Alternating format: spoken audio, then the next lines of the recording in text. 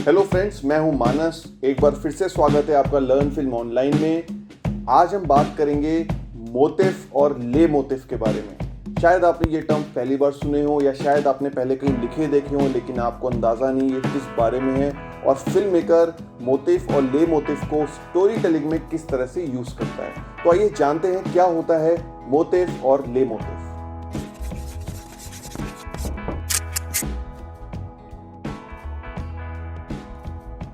दोस्तों, सबसे पहले मोटिफ की स्पेलिंग होती है MOTIF।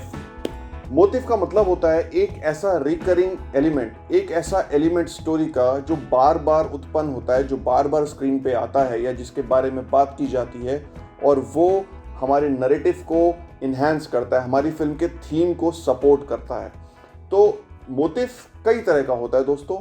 अगर मैं एलिमेंट की बात करूं तो कई बार ये एक ऑब्जेक्ट हो सकता है, कई बार ये कलर के थ्रू भी डिनोट किया जाता है, कई बार ये कोई लाइन ऑफ डायलॉग हो सकता है, कई बार ये किसी कैरेक्टर का नाम भी हो सकता है। तो कहने का मतलब है कि एक ऐसा एलिमेंट जो कि हमारी स्टोरी में दिखता है बार बार, और वो सिर्फ दिखने का सिर्फ इसलिए नहीं दिखता कि बस डाल दिया है, उसका कहीं ना कहीं कहानी में कोई यूज़ होता है, जो आपकी ओवरऑल थीम होती है फिल्म की, उसको भी वो सपोर्ट करता है। फिल्म मेकर इस चीज़ को बहुत अच्छे से जानता है कि जब भी आप कोई स्टोरी बताते हो तो आपको ये ध्यान में रखने वाली चीज़ है कि जब जो एक स्टोरी है वो ना सिर्फ एक नरेटिव को भी बताती है, एक कहानी को भी बताती है, साथ ही साथ कैरेक्टर्स को भी बता रही है, कैरेक्टर्स के बारे में बता रही है, साथ ही साथ जो थीमेटिक एलिमेंट है फिल्म के वो भी पैरेलल साथ ही साथ चल रहे हैं। तो कहीं ना कहीं आप देखेंगे तो हर एक चीज़ आपस में कनेक्टेड होती है। तो ये इसका मतलब ये नहीं कि हमें सिर्फ एक स्टोरी को कन्वे करना है, हमें स्टोरी के हर एक पहलू को बिल्कुल साथ साथ पैरेलल रखते हुए अपनी स्टोरी को बताना है। सबसे पहले अगर मैं बात करूं मोटिफ की, तो सबसे पहले मान लीजिए मैं ऑब्जेक्ट को लेता हूं। ऐसी कुछ फिल्म्स जहां पे किसी एक ऑब्जेक्ट को लिया गया और वो ऑब्जेक्ट बार बार फिल्म के अंदर आता है और कहीं ना कहीं एक हिंट सा देने की कोशिश करता है। अगर मैं स्टार्ट करूं तो एल्फ्रेड हिचकॉक की फिल्म साइको से स्टार्ट करूंगा। एल्फ्रेड हिचकॉक की जो फिल्म साइको थी, उसमें अगर हम देखें तो बहुत सारे मोटिफ हैं, लेकिन मैं सारे डिस्कस नहीं करने वाला हूँ। मैं सिर्फ एक या दो की बात करूंगा। उसमें एक बड़ा प्रोमिनेंट मोटिफ था बर्ड्स का। बर्ड्स के बारे में बार बार मेंशन होता है। फॉर एग्जांपल, जो हमारी प्रोटैगनिस्ट है साइको फिल्म की, उनका जो स्क्रीन नेम होता है, जो कैरेक्टर नेम होता है, वो होता है मैरियन क्रेन। तो क्रेन जो उनका सर नेम है, क्रेन नाम की एक बर्ड भी होती है। वो फिनिक्स में रहती हैं, एरिजोना में। फिनिक्स एक बर्ड का नाम होता है। साथ ही साथ वो जब नॉर्मन बेट्स से मिलती हैं बेट्स मोटेल में, तो वहाँ पे जब वो डिनर कर रही होती हैं तो नॉर्मन बेट्स उनको कमेंट भी करते हैं कि you eat like a bird. और साथ ही साथ वो जिस पार्लर में बैठे हुए हैं, जहाँ पे भी खाना खा रहे हैं, वहाँ पे आपने देखा होगा पीछे कुछ स्टफ्ड बर्ड्स लगी हैं, क्योंकि वो टैक्सीडर्मी करता है नॉर्मन बेट्स, स्टफिंग करता है बर्ड्स की। तो जो डेड बर्ड्स हैं उनमें स्टफिंग की हुई है, दीवार पे उनके बड़े बड़े पुतले लगे हुए हैं, बड़े बड़े स्टफ्ड उनके स्टफ करके रखा हुआ है उन बर्ड्स को। तो कहीं ना कहीं बर्ड्स का मेंशन बार बार किया जाता है। साथ ही साथ मिरर का भी यूज़ किया गया है मोटिफ साइको फिल्म में। अगर आप देखेंगे तो ज़्यादातर सीन्स में मिरर को दिखाया गया, और मिरर में हम देखते हैं कि मैरियन क्रेन को कई बार हम मिरर में देखते हैं। एक बार छोटी सी झलक नॉर्मन बेट्स की भी हम देखते हैं। मिरर कहीं ना कहीं फिल्म में डुअलिटी को बताता है, क्योंकि फिल्म बेसिकली स्प्लिट पर्सनैलिटी के बारे में है। तो कहीं ना, और जिस तरह से मैरियन क्रेन अपने बैंक से, अपने ऑफिस से झूठ बोल के निकली है, कुछ वो जो उसकी पर्सनैलिटी हम देख रहे हैं वो उसकी एक्चुअल पर्सनैलिटी शायद नहीं थी। तो वो भी डुअलिटी ऑफ कैरेक्टर को पोर्ट्रे करती है कहीं ना कहीं मैरियन क्रेन के। तो मिरर के थ्रू डिपिक्ट किया गया है। साथ ही साथ अगर मैं हिंदी फिल्मों की बात करूं तो आपने द लंच बॉक्स ज़रूर देखी होगी, रितेश बत्रा की। द लंच बॉक्स दोस्तों जब स्टार्ट होती है तो हम देखते हैं दो ट्रेन्स को देखते हैं, पैरेलल चलती हुई दो ट्रेन्स ऑपोजिट डायरेक्शन में। कहीं ना कहीं ये एक मोटिव की तरह यूज़ किया गया है ट्रेन को पूरी फिल्म में। फिल्म में कई सारे सीन्स हैं जो ट्रेन में होते हैं, लोकल ट्रेन में होते हैं। और फिल्म का जो ओपनिंग है और जो क्लोजिंग है, जो एंड सीन है, वो भी ट्रेन ही दिखाई गई है उसमें। एक बार ट्रेन को हम बाहर से देखते हैं, एक बार ट्रेन को अंदर से देखते हैं। अगर आप स्टार्टिंग देखेंगे तो दो ट्रेन्स को पैरेलल दिखाया गया है।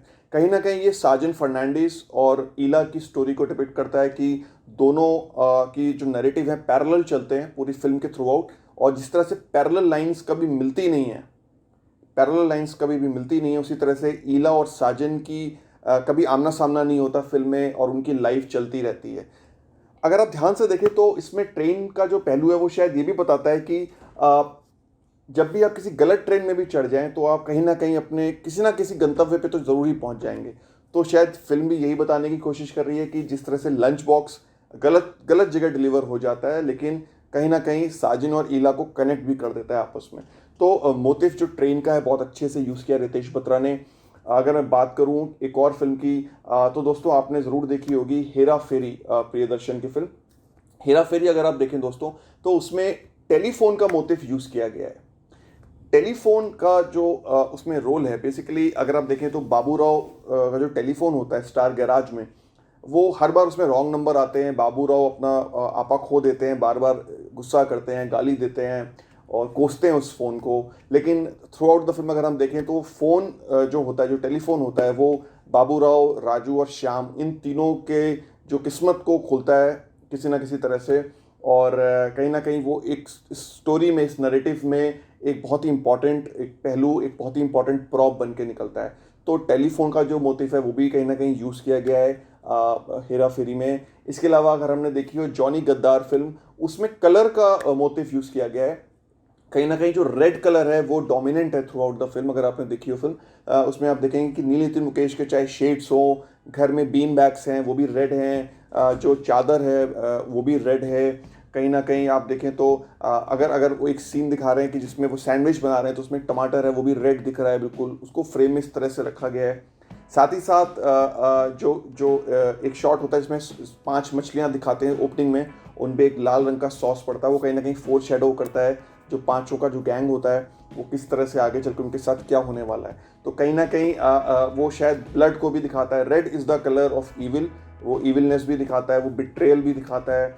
कहीं ना कहीं इस चीज़ को भी इसमें जॉनी गद्दार में दिखाया गया है। साथ ही साथ अगर मैं बात करूं, एक फिल्म आई थी हिचकॉक की ही, नॉर्थ बाई नॉर्थ वेस्ट। इसमें कैरेक्टर के नेम को एक मोटिव के तौर पे यूज़ किया गया है दोस्तों। कैरेक्टर का नाम होता है जॉर्ज कैपलैन। जॉर्ज कैपलैन जो होता है वो एक बेसिकली एक फिक्शनल कैरेक्टर होता है फिल्म के अंदर। उसका कोई ओरिजिन नहीं होता, खाली एक ख्याली नाम होता है। और किस तरह से वो नाम एक इंसान को फंसा देता है गलत जगह पे और किस तरह से वो इस चीज़ से बाहर निकलता है, वो फिल्म बताती है नॉर्थ बाई नॉर्थ वेस्ट। एक और फिल्म है जिसमें मोटिव यूज़ किया गया है, फिल्म का नाम है अमेरिकन ब्यूटी। सैम मेंडिस ने डायरेक्ट की थी। अमेरिकन ब्यूटी को अगर आप देखेंगे तो उसमें रेड रोज़ जो है वो हर एक सीन में रेड रोज़ कहीं ना कहीं है। और वो सिर्फ इसलिए नहीं है कि वो होना चाहिए, बट उसका कोई यूज़ है उस सीन में, उसको इस तरह से इस्टेब्लिश किया गया है कि कहीं ना कहीं वो ऐसा नहीं लगता कि ज़बरदस्ती डाल दिया गया एक रेड रोज़। तो रेड रोज़ के पेटल्स हों या रेड रोज़ हो, कहीं ना कहीं आपको हर एक सीन में मिलेगा, जो कि दर्शाता है कहीं ना कहीं सेक्सुअलिटी को भी दर्शाता है। जो रेड रोज़ है वो रिडेम्पशन को भी दर्शाता है, वो कन्फॉर्मिटी को भी दर्शाता है, वो ब्यूटी को भी दर्शाता है। तो रेड रोज़ के अपने अलग अलग सिग्निफिकेंस हैं उस फिल्म के अंदर।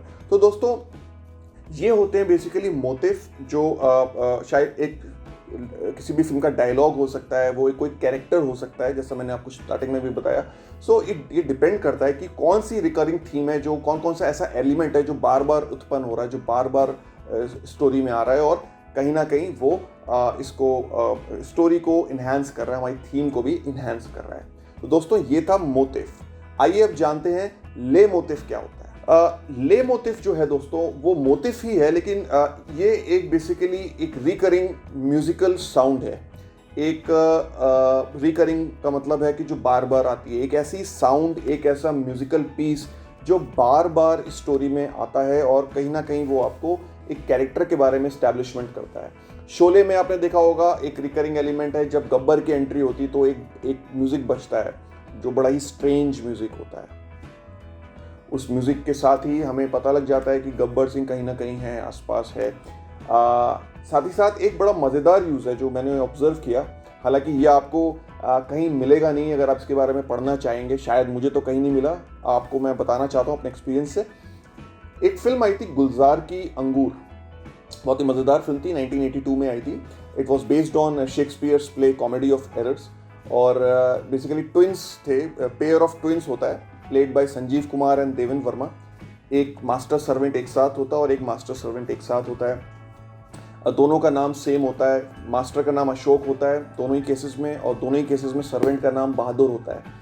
और वो बचपन में बिछड़ जाते हैं और स्टोरी इस बारे में कि वो जब मिलते हैं तो बड़ा कन्फ्यूजन क्रिएट होता है ना। गुलजार साहब जो है वो बहुत ही उनका स्टोरी सेंस बहुत ही अच्छा रहा है हमेशा से। उन्होंने जितनी भी फिल्में बनाई हैं उनमें नरेटिव बहुत अच्छा वो कनेक्ट करते हैं, कैरेक्टराइजेशन बहुत अच्छा होता है। इस फिल्म में एक खास प्रॉब्लम का सामना करना पड़ा दोस्तों।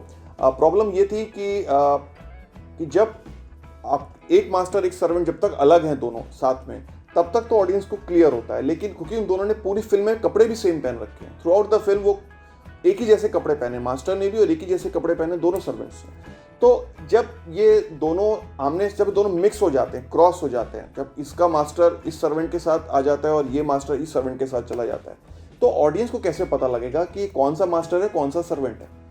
तो यहाँ पे अगर आप फिल्म ध्यान से देखें तो जब भी अदला बदली हो जाती है फिल्म में, जब भी क्रॉस कनेक्शन हो जाता है, तो वहाँ पे एक ट्यून बजती है।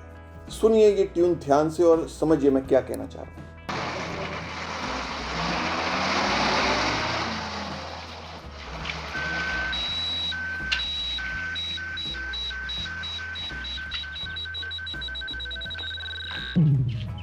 देखा आपने?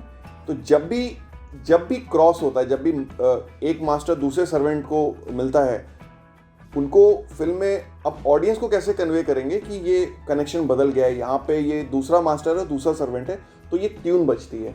इस ट्यून के बजने के साथ ये एक तरह का क्यू है, ये इसको बोलते हैं ले मोटिव, और ये फिल्म में बहुत बार होता है। जब कभी भी क्रॉस कनेक्शन होता है ये ले मोटिव बार बार आता है, और इससे हमें क्लियर मिल जाता है, ऑडियंस को एक क्यू मिल जाता है कि यहाँ पे अदला बदली हो गई है, अब कॉमेडी होने वाली है। तो दोस्तों ये था मोटिव और ले मोटिव के बारे में छोटी सी जानकारी। इसके बारे में अगर आपको और डिटेल में जानना है तो आप हमारी शॉर्ट टर्म कोर्सेज, हमारी मास्टर क्लासेस ज्वाइन कर सकते हैं, जहाँ पे हम सिनेमा के हर एक पहलू को समझते हैं और समझाने की कोशिश भी करते हैं। और आप लोगों के बहुत सारे सवाल आ रहे हैं जिसके जवाब हम देने की कोशिश कर रहे हैं इस YouTube चैनल के द्वारा। उम्मीद करते हैं कि आपको भी ये ये वीडियो पसंद आया होगा, और इस तरह के और भी वीडियोस अगर आपको चाहिए तो आप हमें सब्सक्राइब करें इस चैनल को, और कोशिश करें कि हमारे फेसबुक पेज से भी जुड़ें, जहाँ पे हमारे रिलेटेड सारे वीडियोस और भी बेसिक जितना भी हमारा एक्सक्लूसिव कंटेंट है वो हम सारा फेसबुक पे डालते हैं। तो कोशिश करते हैं दोस्तों कि आप इस चैनल को सब्सक्राइब करें और अपने दोस्तों तक पहुँचाएँ, ताकि हम इस तरह का कंटेंट आपके लिए हर बार लाते रहें। तो दोस्तों मिलेंगे ऐसे एक और वीडियो के साथ जल्दी। Till then bye.